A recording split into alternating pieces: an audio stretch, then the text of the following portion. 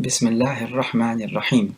Let us continue on with what we were talking about with some discussion points. The main theme, which came out from the Shaykh's last words, was how to receive the Sharia. And we spoke about the three ways in which we can know affairs around us. And they were feeling, rationale, and the third one, the Quran and the Sunnah. The third category is something that the philosophers do not normally speak about. And the third category deals with matters of this world, but also, and more importantly, matters of the hereafter. So when it comes to how you receive this Sharia, then people are of different types. Type number one, the aqli. This is the type of person who gives priority to his own rationale, so that his rationality and his own intellect is the ultimate arbitrator, and he gives it precedence over the Sharia. And the Quran and the Sunnah follow his own intellect. The second category is quite the opposite. They completely remove all rationale, and they say that the Sharia does not have any reasons or wisdom behind it, nor any justification, both in its aqidah and in its fiqh. Meaning to say, it is what it is, just follow it, that's it. Stop asking why this and why that. Then we have the third category, and they are in the middle. They say that the Sharia, in terms of its aqidah, so matters of the unseen, as well as in terms of its jurisprudence, does agree with sound intellect.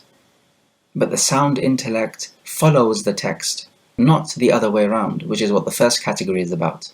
And this is because Allah Jalla wa Ala has made the Quran for a qawmi ya'qilun, a people who have intellect.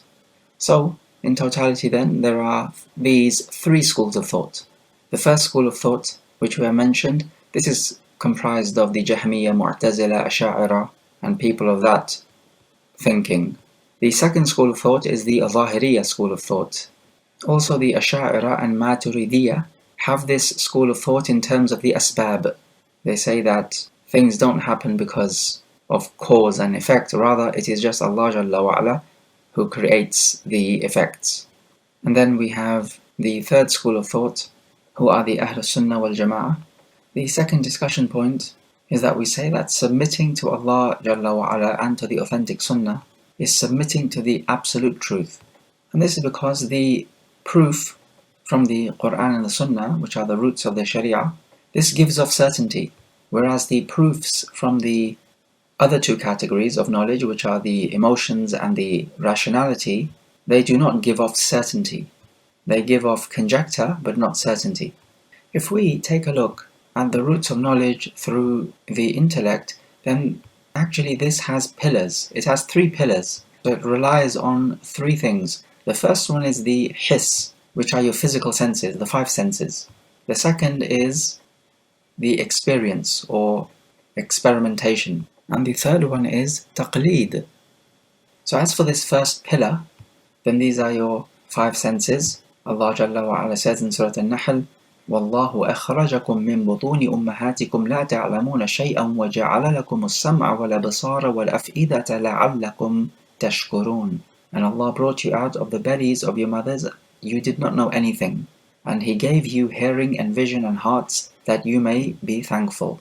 And so the knowledge you acquire by your senses, for example, you feel that the fire is hot. There's no way to deny this knowledge. It is daruri. So that the fire is hot or that the ice is cold. This is knowledge you acquire from your senses. And this type of knowledge cannot be disputed. No one can come to you and say that this ice is burning hot. Or if you drink cold water, you say this is cold water. And if somebody else comes and says, no, this is boiling hot water, both of you cannot be correct. Or for example, you hear a dog bark. Normally it's a loud voice. So you use your hearing faculty to detect that it's a loud voice. Now somebody else cannot come along and say that no, there is no voice. One of you must definitely be correct, and the other one must be in delusion. Okay, what about the second pillar of the intellect? The first one being the hiss, or the five senses. The second one being the tajriba, which is experience. And so what can come under this category is experimentation and things you just experience from the world around you. And this is absolutely fine as long as it is not subject to people's desires and whims. And from this, meaning from those affairs in which desires and whims enter, are what they call morality. This word morality is actually nothing more than people justifying their whims and desires. And so this source of knowledge from the intellect is unacceptable. Why? Because morality is something which is deeply and heavily affected by people's whims and desires. So you would find people saying that sodomy is perfectly moral. And Allah Jalla wa Ala says about these types of affairs, وَلَوِ اتَّبَعَ الْحَقُّ أَهْوَاءَهُمْ لَفَسَدَتِ السَّمَاوَاتُ وَالْأَرْضُ وَمَنْ فِيهِنْ بَلْ أَتَيْنَاهُمْ بِذِكْرِهِمْ فَهُمْ عَنْ ذِكْرِهِمْ مُعْرِضُونَ. If the truth had been in accordance with their desires, then the heavens and the earth and whatever is in them would have been corrupted. Nay, we have brought them their reminder, but they turn away from their reminder. And this is clear-cut, of course. The desires are not constant. They are just subject to fashion and fad. As for the truth, it is one and unique. It does not change. It is inexorable. It does not follow anyone's desires. So we say knowledge from experience is perfectly fine, like in terms of scientific experiments and so on, as long as people's whims and desires do not have a say. So mathematical laws, logical laws, scientific experimentation that you can carry out and observe, this is all fine because desires don't have a say in them. It is just in black and white. But as for other matters which are known through experience, but which desires heavily influence, such as morality, then no, we don't take that. However, when it comes to matters of the unseen, then there is no doubt that experience cannot give you knowledge about these matters. In fact, the more you get to know about this universe, the physical affairs of this universe, the more you begin to appreciate how much you do not know and how many secrets there are out there which cannot be known. So it's like the more you know, the more you realize how little you know. And then we have the third ingredient, which is that which comes afterwards agrees with that which came before it. And this is like saying how history repeats itself. So, for example, if we take a look at the Mu'tazila, they agreed with the philosophers who came before. And that's how their madhab was corrupted by the speech of the philosophers, such as the Greek philosophers and so on. So the rational arguments that the previous philosophers gave are the same or similar rational arguments that the Mu'tazila who come after them gave. So when we talk about taqleed, oftentimes we are talking about blindly following a particular madhab or a scholar or a particular fatwa. But actually the people of aql, the aqlaniyun, they also do the same thing. They follow the philosophers or other people in their opinions before them. So they are also making taqleed. Taqleed meaning copying. And so oftentimes you'd find them quoting the person they are following. That would be just like a muqallid Muslim quoting his sheikh. So, for example, we find in matters of astronomy and the affairs of the cosmos and also medicine, nations followed the opinions of the nations before them. And this has gone on for many years.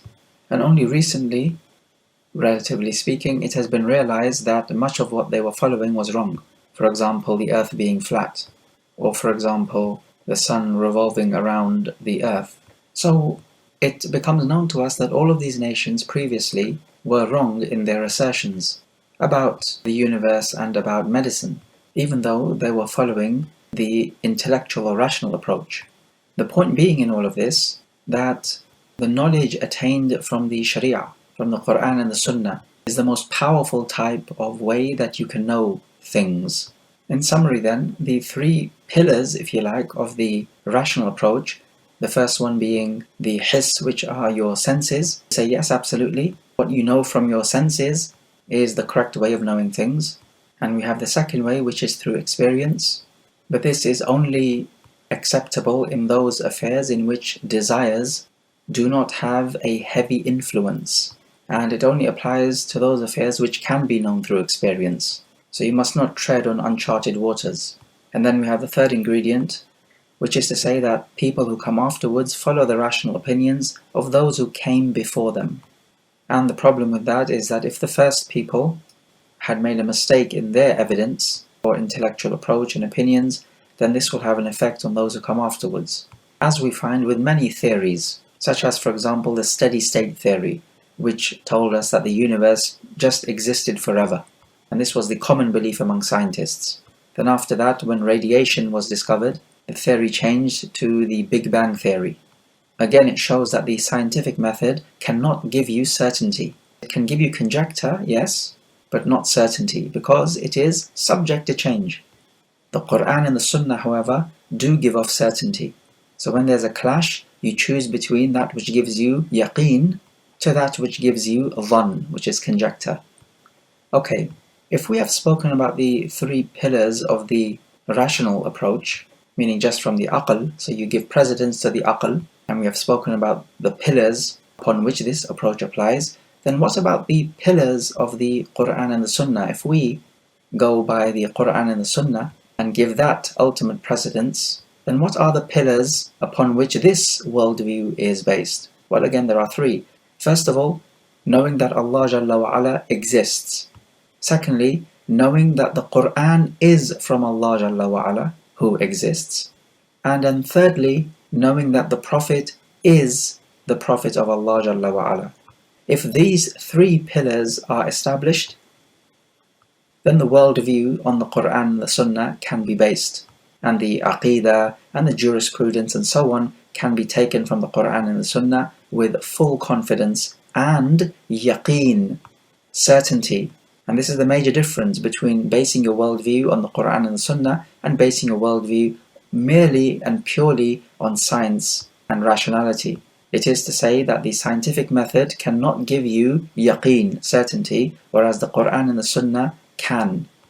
And just in case somebody at this point says, yes, but the Quran and the Sunnah does not tell us how the world works, it cannot teach us about science and technology and so on. Now, if this argument is made, then we simply say, no, you're missing the point entirely. And we tell him that the point which you are missing is simply that the Quran, in what it teaches, gives off yaqeen or certainty. But science, in what it teaches, does not give off yaqeen, it gives off conjecture. But of course, they both teach different things. So for example, a science teacher teaches science, and a maths teacher teaches maths. The two topics being taught are different. However, if we talk about certainty, then the science teacher in what he teaches cannot give you certainty because scientific facts are subject to change. But the mathematics teacher, when he teaches you maths or numeracy, does give you certainty because 1 + 1 being 2 is a law. It cannot change. 1 + 1 always was 2, is 2, and will be 2 in a field of real numbers. So mathematics does not give off conjecture, it gives off certainty. We're talking about the mathematical laws. We can add to that logical laws as well. They do not give off conjecture. It's not like we are 70-80% sure. No, we are 100% sure of the mathematical laws and logical laws and that they can never change. They are inexorable. Science cannot do that. So this is the type of comparison which we are making with basing your worldview on the Quran and the Sunnah and basing your worldview purely on the rationalistic approach or the scientific approach. In that what they teach is different and both teach valuable things, that's fair enough. But what we are pointing out and focusing on is the certainty element. Just note, when we talk about the rational approach or the intellectual approach, we can also call it the secularist approach, because that's exactly what secularism is based on, or the secular approach is based on. It is purely to use your intellect to arrive at every single knowledge. Okay, then the next discussion point is when the Shaykh says that he returns the knowledge or refers the knowledge of that which is unclear to him to the one who knows it. Well, there could be some parts of the Quran which are mutashabih or unclear in their meaning. The Quran can be described as muhkam, and it can be described as mutashabih, and it can be described as partly muhkam and partly mutashabih. So it can be all muhkam, as in Surah Hud, Alif Lam Ra, Kitabun uhkimat ayatuhu thumma fussilat min ladun hakimin khabir. Alif Lam Ra, a book whose ayat have become perfected in every way and then explained in detail from the wise, the knowing.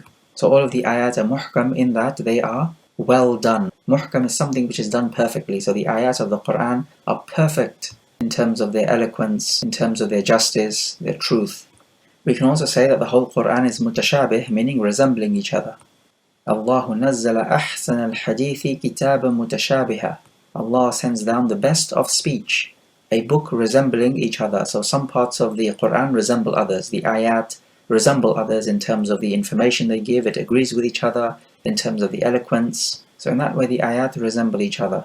And you can easily tell that with the stories. The same story appears in different chapters. And also information, for example, on Iman appears in different chapters. The mention of Jannah and Jahannam appears in different chapters. The description and the names of Allah appear in different chapters. It all resembles each other. There are no chapters in the Quran which speak about something uniquely different which the other chapters don't speak about. No, rather, they all resemble each other. And then the third category is that some of the Quran is muhkam and some is mutashabih. And what this means here is that muhkam in this context is that which is singular in its meaning, and it is clear. As for mutashabih, then this is subject to interpretation. It is unclear as to what it means. It could mean this or that. However, this mutashabih is subjective, because even if you may not know the meaning, but that does not mean others don't know the meaning. As for there being an ayah in the Quran in which no one on earth knows the meaning, then this is not possible. And that is obvious enough, because no one can know the meaning of everything in the Quran. There will be some aspects of the Quran which you don't know the meaning of, and you would have to ask. It's the same thing with the Sunnah. Do you know every single aspect of the Sunnah? Every single hadith? Well, that's almost impossible. There will be many aspects of the Sunnah you don't know about, but others will. So that's the sort of situation we're speaking about. To give an example, how many people were from the people of the cave? The Surah Al-Kahf, Surah number 18. The Quran says that people will make their conjecture, they will guess, and no one knows it except a few. And Ibn Abbas said that I am one of those few who knows their number. So you see, this ayah would then be mutashabih to some people, but not to others. It is not mutashabih to Ibn Abbas. So the point here, which the Shaykh is making, is that every time you don't know what an ayah or a word means, or you do not know the reason or the hikmah of something, then you just return or refer the knowledge to Allah. Allahu A'lam. This is the way of the people of knowledge. And just in case someone asks, what about these letters at the beginning of the surahs then? Who knows their meaning? Well, the point about that is they don't have a meaning, because the Quran came in the Arabic language, and in the Arabic language it is well known that the letters by themselves do not have a meaning. So even though these letters are not even supposed to have a meaning, but they do have a purpose, in that they are explaining to the Arab that this Quran has come in their own language, and that it is nothing alien to them. So anyway, the main point being that there will be many matters, especially matters of the unseen, which will be unclear to you, to try to get your head around. Anything unclear to you, the guided methodology for these types of affairs is to leave that knowledge with Allah Jalla wa Ala, and all you have to do is to accept that this is from Allah, and that this is the truth. Just because you don't know how something is, does not mean that it is not. So in other words, it does not mean that it is not true. So for example, someone asks, but how is the sun going to be so close to us on Yawm al-Qiyamah, when even in this world we cannot even bear it in the summer? So in the hereafter, surely we will literally melt, will we not? So these are affairs of the unseen. We don't know how they will happen. We just have to have conviction and ilm al-yaqeen, the certainty of knowledge that it will be the case, because Allah Jalla wa Ala has said so, and He's the truest in His speech. Okay, the next discussion point is when the Shaykh says that your Islam cannot be firm except with submission. And this is what Islam is. It is istislam, when you surrender to Allah with tawheed and obedience, and to free yourself from shirk and its people. All of this is al-Islam. This is the best technical definition of Islam. And so if this is the case, then the deen of every single prophet was Islam, because this is what they all taught and practiced. Tawheed and obedience, and freeing yourself from kufr and its people. Inna ad-deena 'inda Allahi al-Islam. The deen with Allah is Islam. It always was, is, and always will be. Now, at-taslim or istislam, surrendering, cannot be correct unless you are certain. So you need to be certain that none has a right to be worshipped except Allah, and certain that Muhammad ﷺ is the final messenger. And about the matters of the unseen, about the fire, about Jannah, and so on, you need to have certainty, which will be the ilm al-yaqeen, certainty of knowledge, meaning to say certainty which arises when something is reported to you. So you haven't seen it, neither have you felt it, but it's been reported to you. And that's the certainty which arises from a reported news item. As for doubt, then certain type of doubt is permissible. So if you doubt in the absolute existence of the fire or the paradise or Allah or the malaika and so on, so the roots of your iman, then this person is not a Muslim. However, you may have doubts about certain elements of this deen or of the unseen. Now this type of doubt does not kick you out of Islam, but you would need to ask someone about this doubt, a person whom you trust, and do not surrender to these doubts. Next the Shaykh goes on to say, فَمَنْ رَامَ عِلْمَ مَا حُذِرَ عَنْهُ عِلْمُهُ وَلَمْ يَقْنَعْ بِالتَّسْلِيمِ فَهْمُهُ حَجَبَهُ مرامه عن خالص التوحيد وصافي المعرفة وصحيح الإيمان. So whoever desires to know about something which is kept from him, but he is not content with submitting to it, then this desire of his to get to know about this particular piece of knowledge will prevent him from the pure Tawheed and to gain clear knowledge, and also prevent him from the correct Iman.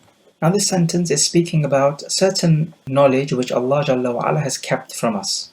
And He has not told us everything. Certain knowledge He has kept from us for good reason. So we don't follow such affairs. وَلَا تَقَفُ مَا لَيْسَ لَكَ بِهِ عِلْمٍ. And do not chase after those things about which you have no knowledge. So in a case like this, there's nothing left for us except to submit and surrender. But chasing after this type of knowledge which has been kept from us will defeat your Tawheed. But as the Shaykh says, that if you try to seek after these matters, then that will spoil your Tawheed. It will, if you like, tarnish your Tawheed. Because the point is that your Tawheed can only be complete with proper surrendering, which is istislam. But if you chase after matters you don't know, and you are bothering yourself with this, then it shows that you have not surrendered. For example, Shaykh al-Islam Ibn Taymiyyah, in his poem Tahaawiyyah, which is a poem about Qadr of Allah, he says, وَأَصْلُ ضَلَالِ الْخَلْقِ مِنْ كُلِّ فِرْقَةٍ هُوَ الْخَوْضُ فِي فِعْلِ الْإِلَهِ بِعِلَّتِهِ فَإِنَّهُمْ لَمْ يَفْهَمُوا حِكْمَةَ اللَّهِ فَصَارُوا عَلَى نَوْعٍ مِنَ الْجَاهِلِيَّةِ. He says the roots of the misguidance of every single sect is that they started talking and debating and delving into the justification of why Allah does what He does. And he goes on in the next line, and when they did not understand the hikmah or the wisdom behind His actions, they became a type of people from the Jahiliyyah. So this, the Shaykh nicely summarizes, is the reason. They start asking, why does Allah do this and why does He do that? And in the authentic hadith, the Prophet said, إِذَا ذُكِرَ الْقَدْرُ فَأَمْسِكُوا وَإِذَا ذُكِرَتِ النُّجُومُ فَأَمْسِكُوا وَإِذَا ذُكِرَ أَصْحَابِي فَأَمْسِكُوا. He told us to refrain from speaking about three affairs: Qadr, the stars, and the companions of the Prophet. Because these are three spiky areas in which people speak without knowledge and they go astray. As for those matters about which you know, and you have submitted to the evidence, then the obligation is to work by what you know, or to put it into practice. And this will increase you in your thabat, in your firmness in the deen, and also Allah Jalla wa Ala will teach you matters about which you did not know.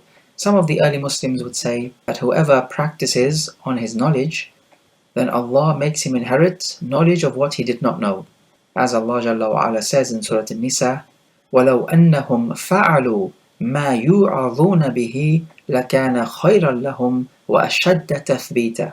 And if only they did what they were preached, or what they were taught to do, that would have been better for them and would have kept them firm more strongly. The Shaykh then goes on to say, فَيَتَذَبْذَبُ بَيْنَ الْكُفْرِ وَالْإِيمَانِ.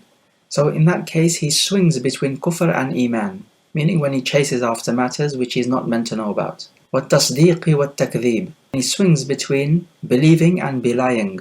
وَالْإِقْرَارِ وَالْإِنْكَارِ. And acknowledging something and rejecting it. He swings between those two. مَوْسُوسًا تَائِهًا. He is affected with whispers and he is lost. زَائِغًا شَاكًّا. He is misguided and in doubt always. لَا مُؤْمِنًا مُصَدِّقًا وَلَا جَاحِدًا مُكَذِّبًا. So neither is he a mu'min who affirms what the Quran and the Sunnah have brought, but neither is he someone who rejects it in totality. So this is what the Shaykh is saying. He's swinging in between these two ends. like a pendulum swings back and forth. May Allah Jalla wa Ala keep us safe from becoming this type of person whose heart is never content. He believes one day, disbelieves the other day. He is never settled with certainty. And this is the affair of the munafiqeen. Allah Jalla wa Ala says, فَهُمْ فِي رَيْبِهِمْ يَتَرَدَّدُونَ, and they are in their doubt, swinging back and forth like a pendulum. So they are hesitant, and doubt and hesitancy is for the weak. These are weak characteristics. Knowledge and certainty are strong characteristics for strong people. They are great making qualities, they are soul-making qualities. As for what the Shaykh says, that he will always be affected with whispers, now we know whispers from the shaitan. The Prophet ﷺ said to his companions who were experiencing whispers of shaitan, أَوَقَدْ وَجَدْتُمُ ذَلِكَ صَرِيحُ الْإِيمَانِ, do you really find this within yourself? That is the plain iman, because it shows that the shaitan is now desperate with you. He cannot put you off track, so he's trying to now throw some doubtful matters into your heart, matters which you are not brave enough to even speak about. However, this is good for the one who can repel these whispers with knowledge. But as for the one who entertains these whispers, then this is a real fitna, because then these whispers will consume him. The Shaykh then goes on to say, وَلَا يَصِحُّ الْإِيمَانُ بِالرُّؤْيَةِ لِأَهْلِ دَارِ السَّلَامِ لِمَنِ اعْتَبَرَهَا مِنْهُمْ بِوَهْمٍ أَوْ تَأَوَّلَهَا بِفَهْمٍ. The Shaykh here says that the ru'ya, the seeing of Allah for the people of the Darus Salam, the place of peace, that's talking about Jannah. So the people of Jannah seeing Allah, this iman would not be valid and correct for the one who begins to imagine how this seeing will take place. And neither is this iman correct for the one who makes interpretations about this seeing. It will be like this, or it will be that way, or it means this, or it means that. No, rather, we take it on the apparent meaning, and we're done with it. This is the way which will lead to peace of mind. So you're not allowed to have wahm, so that means you're not allowed to imagine how it will be, and you're not allowed to make a ta'wil, which is to interpret these ahadith which speak about seeing Allah Jalla wa Ala. Rather, you must leave it on the apparent meaning. And he goes on to say, إِذْ كَانَ تَأْوِيلُ الرُّؤْيَا وَتَأْوِيلُ كُلِّ مَعْنًى يُضَافُ إِلَى الرُّبُوبِيَّةِ بِتَرْكِ التَّأْوِيلِ وَلُزُومِ التَّسْلِيمِ. He says, because the correct interpretation of the ru'ya and every other matter pertaining to the rububiyyah is done by actually leaving off interpreting these things and rather submitting to the text. And what he's saying makes sense because our intellects cannot comprehend the matters of the unseen, and all of these matters are matters of the unseen which we are talking about. Let's take some discussion points. The first one, this word he uses, at-ta'wil. In the Arabic language it means what the matter will end up as, or how the matter will look like in the end, or if you like, the final outcome of the matter. As for example, Allah Jalla wa Ala saying, ذَلِكَ خَيْرٌ وَأَحْسَنُ تَأْوِيلًا, that is better and more favorable for the final outcome. However, as for this word ta'wil being used by the people of knowledge, then we can understand it in three ways. The first being that at-ta'wil means tafsir, as in the statement, هَذَا تَأْوِيلُ رُؤْيَايَ, this is the ta'wil of my vision, Yusuf alayhi salam said. This is the tafsir, the explanation of my vision. And when the ulama give the tafsir of the Quran, they say that this is the opinion of the Ahlul Ta'wil, meaning the Ahlul Tafsir. Al-Imam Ibn Jarir al-Tabari uses this type of expression much. And then the second way in which it could be understood is that at-ta'wil means how the news item which are given in the Quran are going to end up as. And the same thing with orders and prohibition.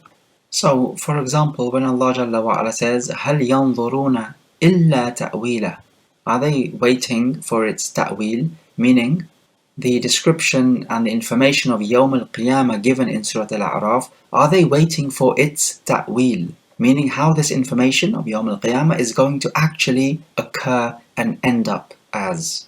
How will it end up looking like? The reality of this information that's been given. So when it comes to the information of the unseen, the ta'wil would be its haqiqah. We have not seen this yet. No one's seen Yawm al-Qiyamah, but how will it actually be like in reality? So no one knows, but its ta'wil will come. Same thing with the description of Jannah, of Jahannam and so on. No one knows its ta'wil, how it will end up as. We just have the words in front of us and we know what the words mean. But as for knowing the reality of it, No one's seen it, so we cannot know it. So as far as we are concerned, we just have the words and we know the meaning. Ibn Abbas radiallahu anhu said, لَيْسَ فِي الْجَنَّةِ مِن دُنْيَاكُمْ إِلَّا الْأَسْمَاءِ.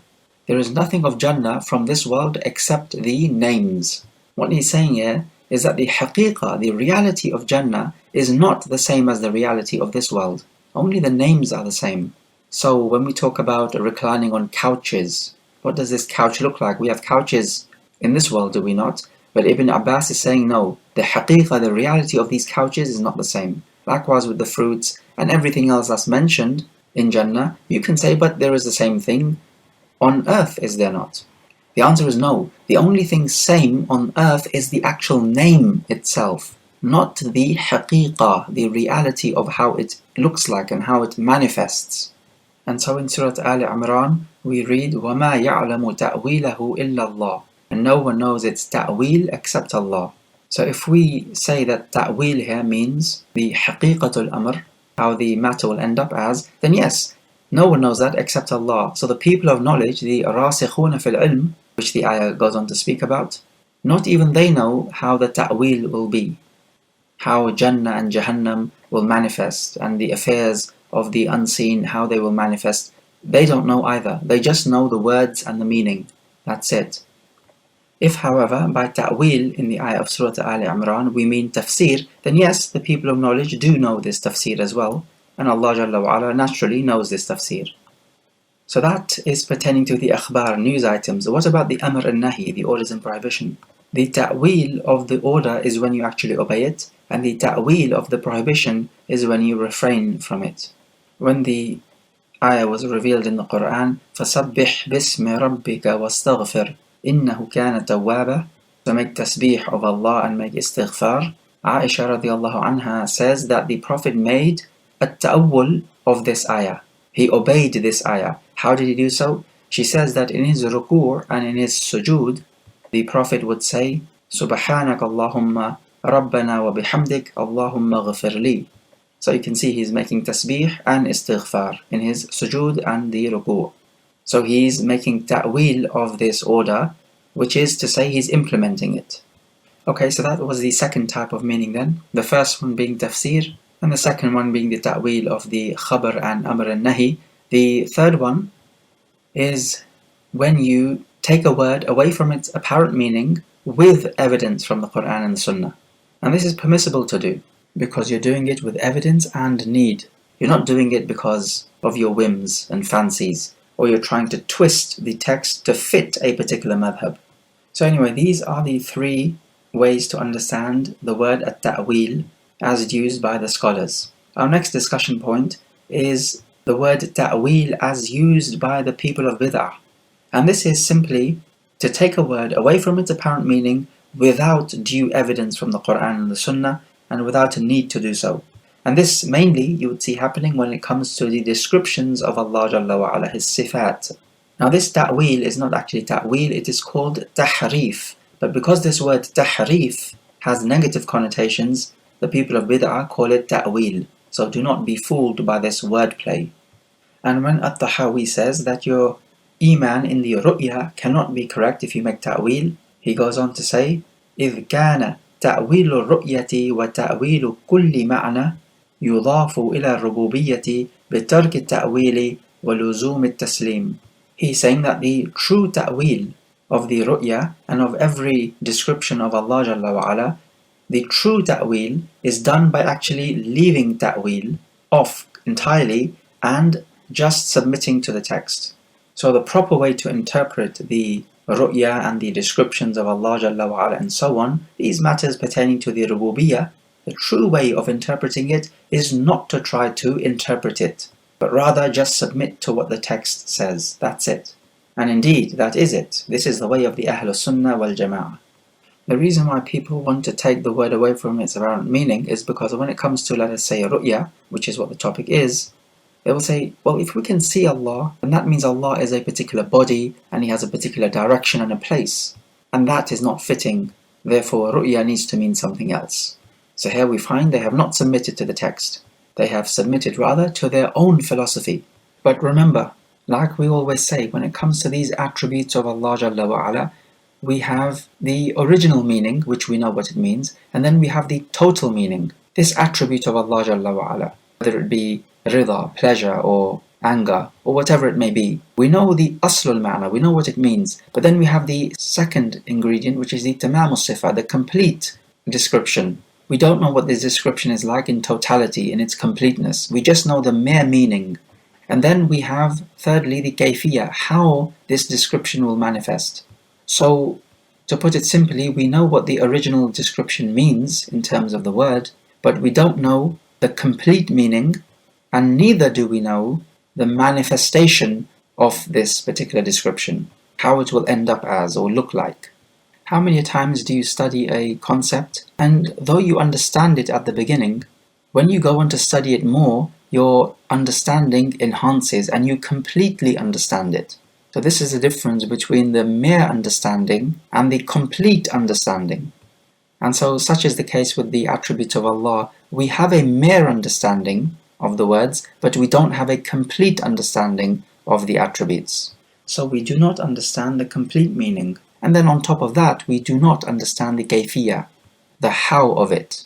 It does have a how. Anything which exists needs to have a how, but it's just that we don't know how it is. So if that is understood, then it needs to be understood that these texts speaking about the descriptions of Allah are speaking about the aslul ma'na. They are not speaking about the tamamul ma'na nor the kayfiyah. As for the people of bid'ah, they assume that these texts are speaking about the kayfiyah, the how of it. And then they say, oh, it cannot be like this, therefore it must mean something else. And that's where they've gone wrong. They fail to understand the three categories, aslul ma'na, tamamul ma'na, and the kayfiyah. So, the question, on what basis are the people of bid'ah taking the word away from its apparent meaning? It's on the basis of their own resemblance which they have in their mind. They have resembled Allah to a human being. And it is on this basis that they are taking the word away from its apparent meaning. But the problem is, they were wrong to resemble Allah to a human being in the very first place. They should have just taken the word on its aslul ma'na, on its original meaning, the mere meaning in the language. They should not be delving into the complete or perfect meaning, because we don't know what that is, and neither should they be thinking about the kayfiyah, the how of it, because again, we do not know how that is. If you've never seen a clock before, and you are told that the clock has hands, you might start to think, well, the hands look like human hands then. But when you actually then see a clock and you see the hands are in fact just sticks, you then realize that the kayfiyah, the how of it, is completely different to how the human hands look like.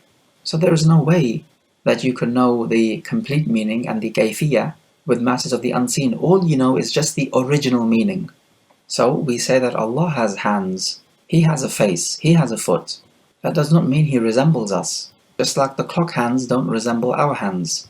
So the point that Tahaawiyyah rahimahullah is making is that if you do want to make ta'wil on these ayat of the sifa of Allah, then we find that we don't have a qarina or an indication to take a word away from its apparent meaning. Therefore the only ta'wil we can make is to not make ta'wil, due to the lack of evidence which would justify our taking the word away from its apparent meaning.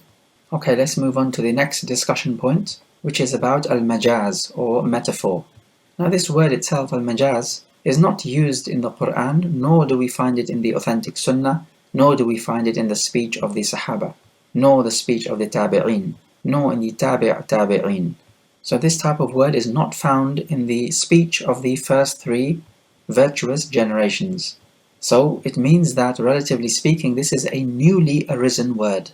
Now this word, depending on how it's defined, could be used correctly or incorrectly. Firstly, the word majaz is what is yajuz, meaning permissible. The word jaza yajuzu also has the meaning to traverse something. And the link there is what is permissible, it's like you're saying yes, it can be traversed. And what is not permissible, you're saying no, this cannot be traversed. So it's like saying don't go there. If that's understood, then when we read in the Quran, ثُمَّ اسْتَوَى عَلَى الْعَرْشِ, then He made istiwa on the arsh. Some interpreters of the Quran might say that this ayah, its majaz is that He rose over the throne. And by majaz, they mean that which is permissible in the Arabic language, or what the Arabic language allows. And there's nothing wrong with that, because without a doubt, the Arabic language allows that this ayah needs to be understood that Allah rose over the throne, because that's what istiwa ala in the Arabic language means. That's what the Arabic language allows. It is majaz. That is to say, it is yajuz or jaiz. It is permissible. The Arabic language permits it. However, then we have the Ahlul Tahrif, the people making tahrif. They also have an understanding of majaz. They say that majaz is when you take a word away from its primary meaning to its secondary meaning because of a link that is between the primary meaning and the secondary meaning. Well, according to this definition, it implies that a word can have different meanings, a primary meaning and a secondary meaning. But who made these meanings? Who put these meanings for these words? They're going to say, well, the Arab did, because the Arabic language is the language of the Arab. Now, the problem with this is that when it comes to matters of the unseen, we then further ask a question, okay, who decides what the primary meaning is and what the secondary meaning is when it comes to matters of the unseen, when the Arab have not seen the unseen? So how can we know what the primary meaning is and what the secondary meaning is? So the hand of Allah, for example, they say that it is a metaphor for the power of Allah. And this is also a permissible meaning in the Arabic language, that the hand, yad, can mean quwwa or power. And they say, so this is the secondary meaning. Okay, but the problem there is, how can we know that the word yad can now be moved to its secondary meaning? So the word yad, meaning hand, is used to mean power. How can you possibly know that this is the intended meaning then? As long as we know this is the matter of the unseen, how can you possibly know that the word yad, its intended meaning, is power, or ni'mah, or whatever else they want to assert? Let us pause here for a few review questions. So question number 1, what are the 3 ways we find people approaching the Sharia? Question 2, we talked about 3 routes as to how people may come to know things: the intellect, the feeling, and the Shari'i text being the 3rd. But with regards to the intellect aspect, we gave 3 pillars which the intellectual worldview rests on. Recall these 3 pillars. Question 3. What are the pillars of the Quran and the Sunnah worldview? Meaning to say, the worldview of the Quran and the Sunnah, what pillars does it rest upon, without which this worldview cannot exist, will collapse? Question 4. We gave various meanings of the word ta'wil. Explain what they are.